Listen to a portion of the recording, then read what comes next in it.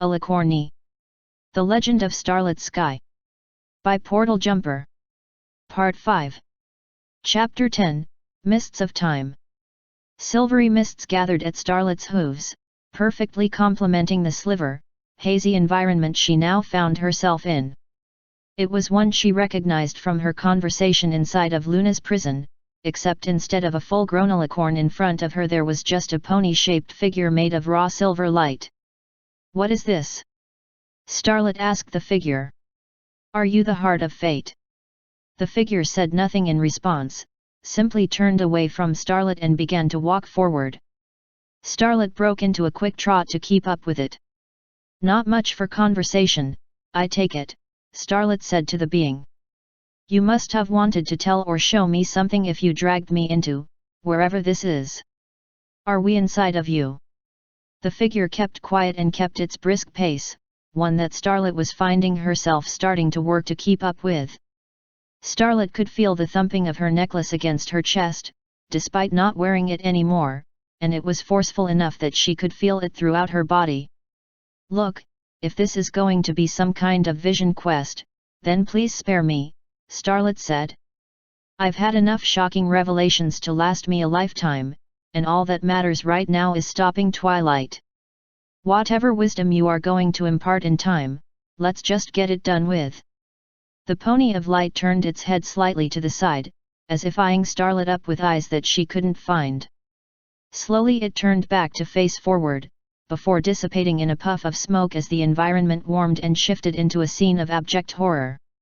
It was a vision she had received once before, over a month before, on the night that Twilight Sparkle had first come to her home with an offer of lies.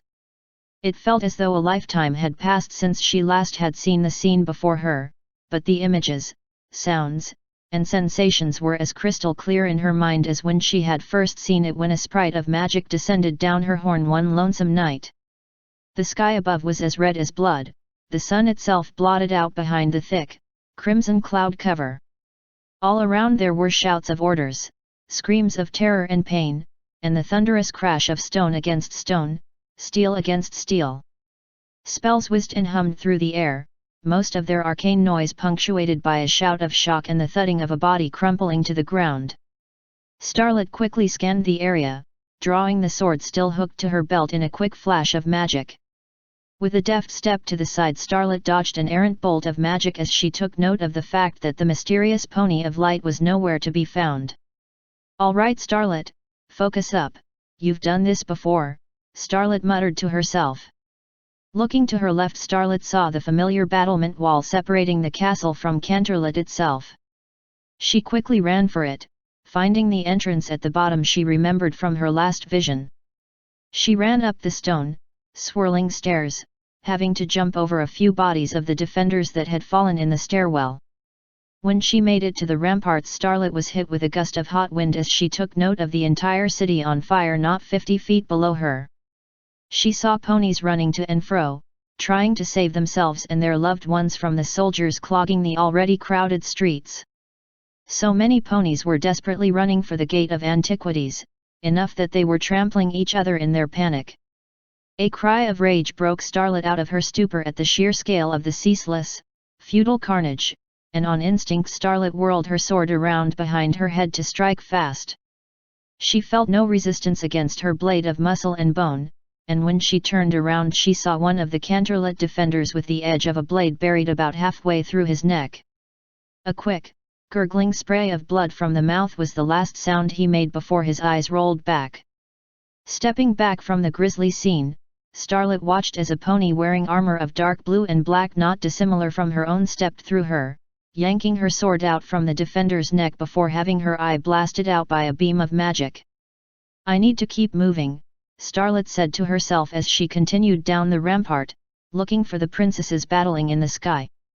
Flaming stones and bolts of magic crisscrossed the sky, making finding anything pony-sized a near impossibility, and after running back and forth down the ramparts she had to conclude that they weren't even there. "Just another of Twilight's lies, it would seem," Starlit groused. "There has to be a reason I'm seeing this again, has to be something Twilight didn't show me the first." A quick flash of inspiration shot through Starlit's mind, and she hoped upon hope that it would pay off. Concentrating her magic as hard as she could, Starlit began to channel it into her shoulders. The last time she had manifested this has been from sheer desperation and panic, so she hoped that creating her wings again would be easier and not require another near-death experience. The magic coursing down her horn and into her body started as a small tingling sensation, before growing more and more intense until it felt like some pony was taking a hammer to her shoulder blades.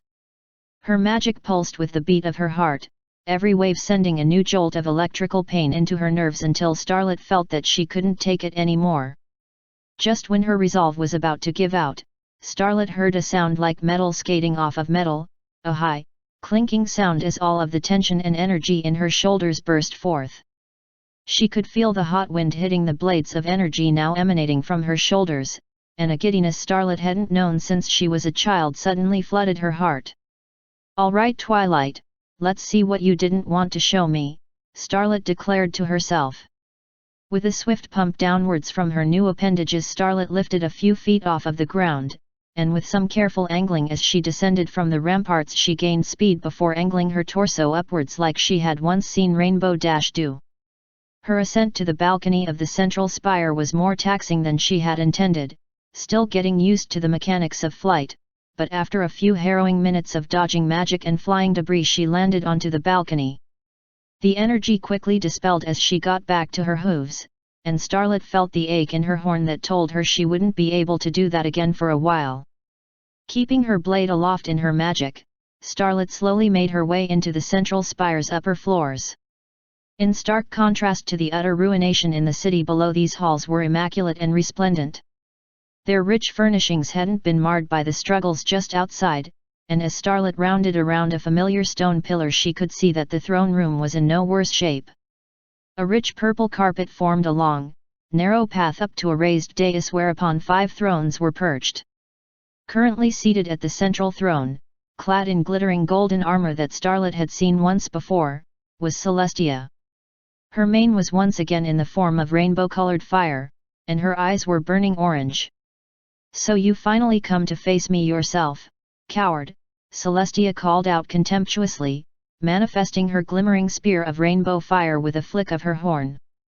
Starlit quickly swung around as the sound of hooves clattered up the polished marble floor, in enough time to see a cadre of those blue and black-clad soldiers running towards and through her as if Starlit weren't even there. There was no sensation as the figures moved through her, but she could still feel the immense power radiating off of the final pony to enter. Standing at a height commensurate with Celestia was Twilight Sparkle, gliding into the throne room with an ethereal air that Starlit had never seen her give off in the flesh. Her eyes glowed magenta with raw magical energy, her dark purple and silver armor glittered and glimmered despite the copious amount of blood and grime coating it, and even her hair floated and swayed as though it were submerged in water. "I will admit, Celestia, that your defenders put up much more of a fight than I had anticipated," Twilight stated, her voice reverberating with power. "Shame your sister spent more time trying to ascend the mountain than holding us up in the forest. If she hadn't thrown such an almighty tantrum, then maybe you'd be in a better position. Is this not but a game to you, witch?" Celestia roared back, leveling her spear down and rising from her throne. "No, because games are fun. And this has grown exceptionally tedious," Twilight countered. "You know exactly what I want, so I intend to claim it. And you think I'll let you get to Chrysalis to enact your mad scheme?" Celestia snapped back with a smirk. "To be entirely honest, your compliance isn't a factor here. Step aside and I may yet let you live. I only want the changeling's head, and the precious resource she is hoarding." Celestia stepped down off the dais, approaching a small podium and twirling the flaming spear around her head. With a single swing the spear cleaved through all of Twilight's soldiers at the neck, their heads bursting into flame before their bodies had even hit the floor.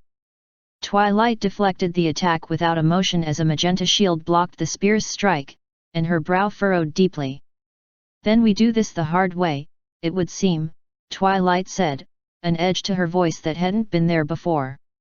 Celestia lunged forward, her wings spreading wide as she crested the podium and dove down towards Twilight with the spear point rocketing towards Twilight's face. A second magenta shield manifested to block the shield, its flaming point stopping mere inches from her face, before Twilight illuminated her horn, wrapped her magic around the spear and dispelled it without so much as a flick of the head. Celestia was still on her collision course, her horn radiating golden light as she sped towards Twilight. The Sun Princess's expression changed from righteous fury to shock, however, as a field of magenta magic enraptured her. Celestia snarled and screamed impotently as Twilight walked her over to one of the windows that allowed the crimson light of the shaded sun to stream in, blasting it open with another beam of magic and sending a stream of rainbow glass descending down. "All force and no finesse," Twilight stated sullenly. "Have you learned nothing these last 1,000 years?" With another flick of her horn and a sickening crunch and snap, Celestia's wings bent fully backward, breaking all along the main supporting bones and popping out of their joints. Celestia screamed and howled in agony, her wings hanging limp and useless, before Twilight casually tossed her out the window. "That should keep her occupied for a while," Twilight said, turning to look at the podium in the center of the throne room. With deft, graceful steps she glided to its polished marble frame and gently placed her horn upon it. In a flash of magenta light, Twilight vanished, and the scene faded away into silver mists. Starlit hadn't noticed her own heart hammering away in her throat until the lack of anything to take her attention off of it brought it to the fore. She slowly took a few calming breaths as she processed what she had seen. "Can I even fight her if she has that level of power?" Starlit muttered to herself. She tossed Celestia around like it was nothing, and that was at the height of her power.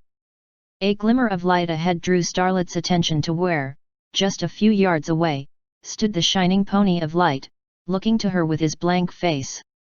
"Why did you show me that?" Starlit asked. "If it was to try and intimidate me, it isn't going to work.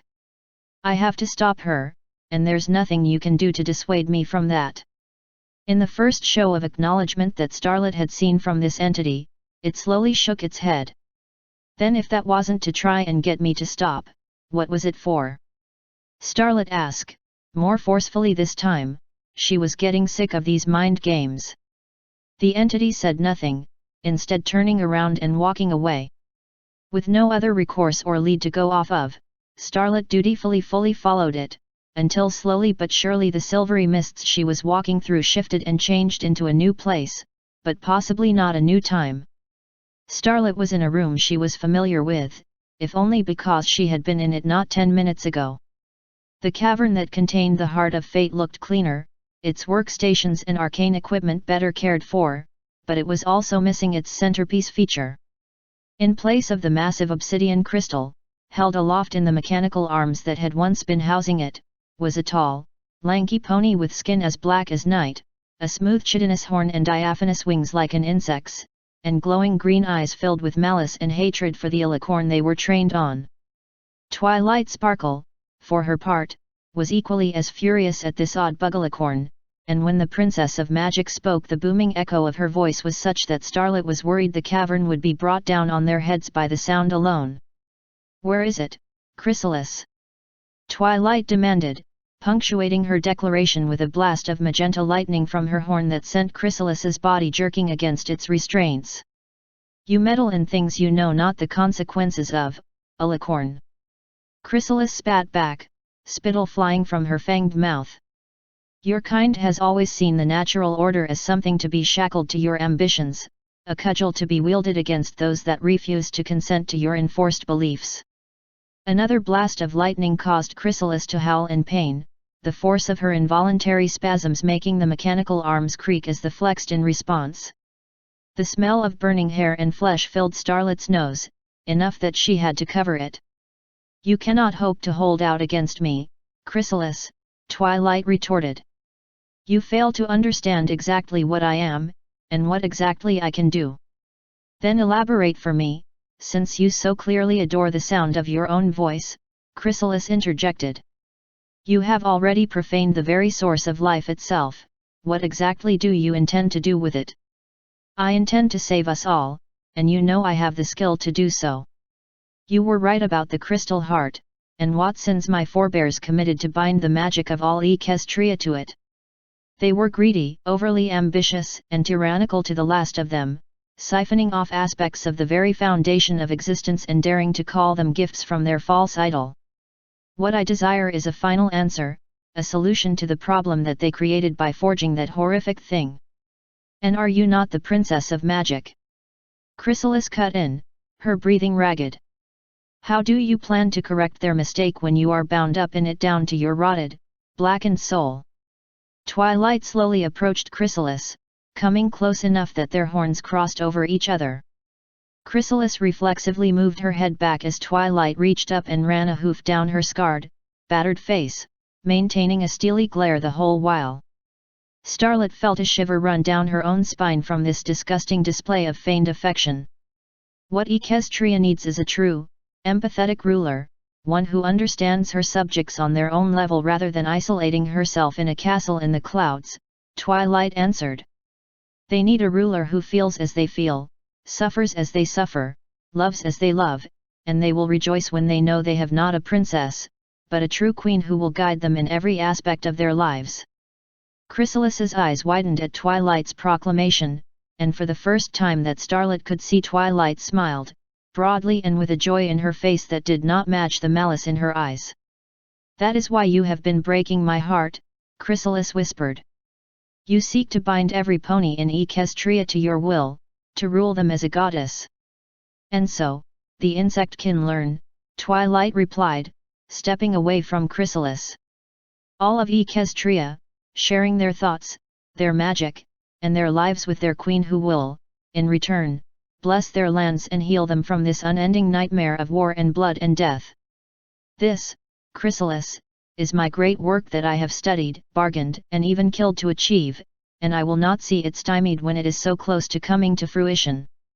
Starlit felt her heart skip a beat as she reckoned with what she was hearing, and how it made so much of what she had seen make sense. Silence, her premonitions, and the abilities of her own shard of the heart, it was all coming together.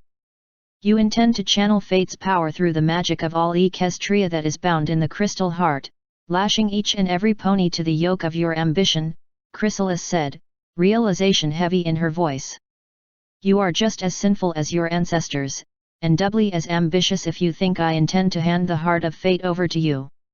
To be perfectly honest, Chrysalis, your compliance isn't exactly a factor in all of this, Twilight curtly replied. I just wanted to give you the opportunity to give it over willingly and be spared the pain of me having to tear it from you. And how do you intend to do that? I have hidden the heart away, far from Equestria where your stolen magic cannot reach it. But you're here, are you not? Twilight asked. Chrysalis's smug smile quickly turned into an open-mouthed gape of dawning horror as she realized the gravity of her mistake, before warping into a contorted howl of anguish as Twilight blasted Chrysalis's horn with a beam of magenta magic so bright it was practically white. The light left stark shadows all along the walls of the cavern and across the tables, and Starlit was forced to avert her eyes even as she was forced to listen to Chrysalis's screams of pure, excruciating torment. Minutes and minutes of this arcane onslaught passed, each one drawn out so long that it felt like an hour just to listen to, before the light faded out and the screaming was replaced by an odd humming sound and the scent of charred flesh and ozone. Starlit looked back to Chrysalis, who now hung limp from the mechanical arms which glowed red from heat and were searing into the carapace around her hooves. Her horn, once polished black and with a gentle convex curve, was now charred, pitted, and twisted, and her pale blue mane was all but seared off of her head. Odd, Twilight remarked, the magenta glow in her eyes now dim enough that Starlit could see her irises, that should have done the trick. Twilight's comment was quickly followed by a retching sound from Chrysalis, drawing a confused cock of the head from her captor and a twisting in the stomach from Starlit. Clear saliva dribbled out of Chrysalis's agape mouth, followed shortly by another long retch and a splatter on the ground punctuated with a dozen or so clinks like glass. Twilight swiftly illuminated her horn and cast her magic over the puddle of vomit, sifting through it until she held in her arcane grip a cluster of black, polished stone shards that hummed with a silvery energy. Is this some kind of sick joke? Twilight demanded, crinkling her nose and turning her angry eyes to Chrysalis. Where is the heart? You think, that I command the heart? Chrysalis wheezed, barely lifting her head enough to stare back at Twilight. It commands me, you idiot. These pieces are all of the sway I have over it. Twilight's head shook, her magic brightening considerably, and she slammed the pieces of the heart into the floor, sending them scattering with one landing just in front of Starlit. She recognized it all too well. You will never gain my heart, your majesty. Incensed beyond all reasoning, Twilight marched up to Chrysalis and struck her hard across the face with one of her armored hooves. A spray of clear liquid spilled out of the changeling's mouth as well as a single fang, before another swift swing struck Chrysalis across the other side of her face. Soon Twilight was doing little more than screaming and pummeling Chrysalis, breaking portions of the carapace off of her face and exposing the silvery flesh beneath. You think you've won? Twilight roared, punctuating each sentence with another punch. You think you have me bested? My work will be completed, and the world will be remade as one.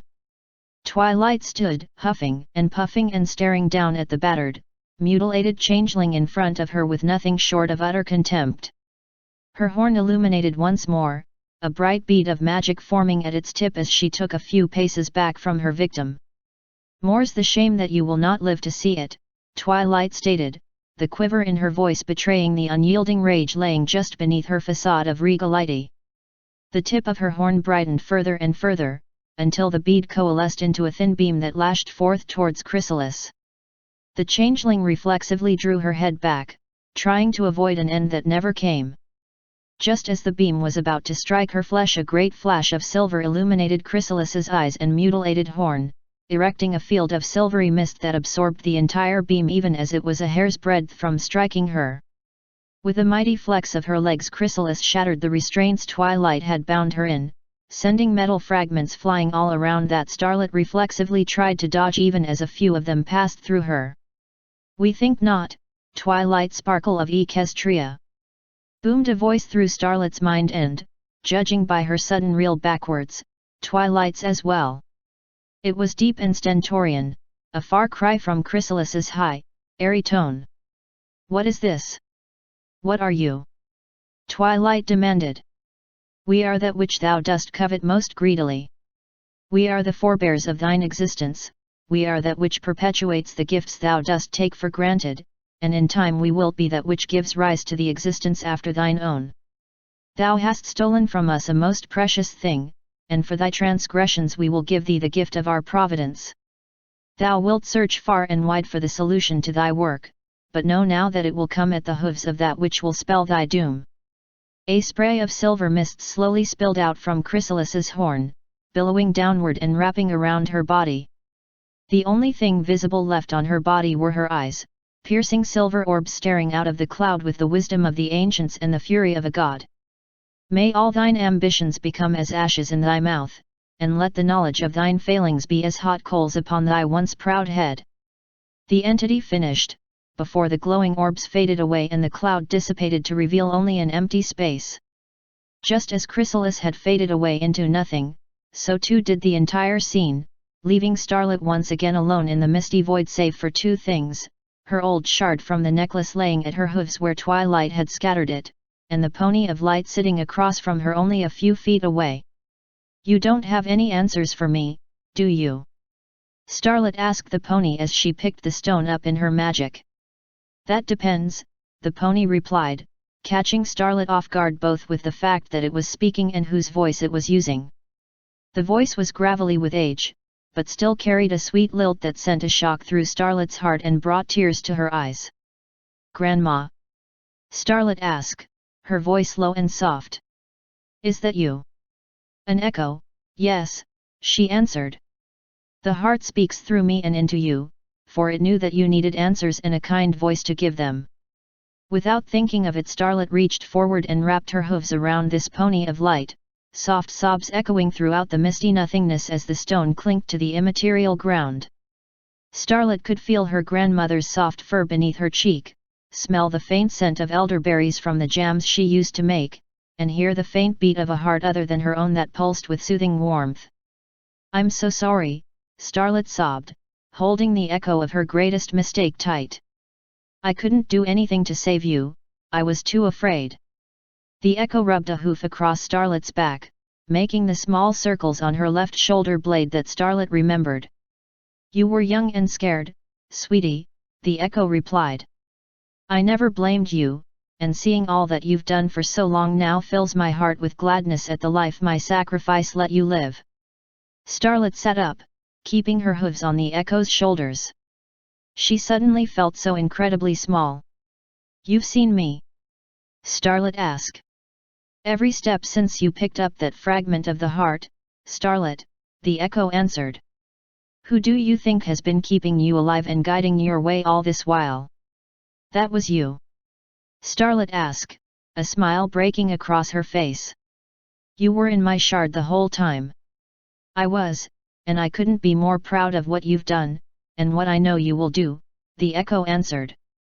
"You know now what Twilight Sparkle intends to do, and you know what you have to do to stop her." Starlit let her hooves drop to the ground as she picked the stone back up, wiping her eyes as she did so. Its glossy black surface was unmarked and shone merrily in the field of her magic.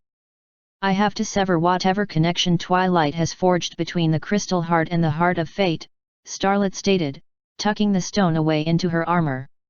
"Indeed, but that is only half of the solution," the echo replied, nodding its head. "You must wait for the remaining pieces of the heart of fate that still dwells with Chrysalis to arrive, and reforge it. I believe that your companion is close to acquiring it." "Sun made it?" Starlit asked. "That tough little bugger. He is far hardier than Aniponi might have assumed at a first glance, that much is true. But worry not about setting sun, my child, your fight yet waits once you leave the confines of the heart." Starlit hung her head down low, knowing who was surely awaiting her outside. She felt her throat catch, and her eyes start to burn with fresh tears. "I don't want this to end yet," Starlit choked out, looking up at the face of the echo and feeling its warmth. "There's so much I want to tell you." "Do not waste your breath on a ghost, Starlit Sky," the echo replied, placing a hoof on Starlit's cheek that Starlit leaned into. "My pain is ended, and when your time finally comes so will your suffering end as well. Then we can talk for as long as you like." A single tear fell down Starlit's cheek, glittering against the glimmering golden hoof pressed against it. It was pain and grief and relief all rolled into one drop of water, but as it fell to the mists below Starlit stood up and drew her sword. "I'll see you soon, Grandma," Starlit said, her words steely and determined. "Hopefully not too soon," the echo replied as it faded away, dissipating into the mists that had borne it. As the echo dissolved, the mists ahead of Starlit parted, revealing a black portal that seemingly stretched into infinity. Taking a deep breath, Starlit walked through it, feeling a chill wind as she did. No sooner had she crossed the threshold did she step back into the cavern below the palace to see a scene of utter destruction. The workbenches were little more than splinters, the arcane equipment was nothing more than scrap metal, and standing above the destruction was its source, a purple alicorn with a glare that could kill. "About time," Twilight declared, exasperation thick on her voice. "You're going to give me the piece of the heart that I know you still have, and you'll do it with minimal complaint." "I'd rather not, to be honest with you," Starlit replied, holding her sword aloft point forward and assuming a ready stance. End of Part 5. Chapter 10, Mists of Time.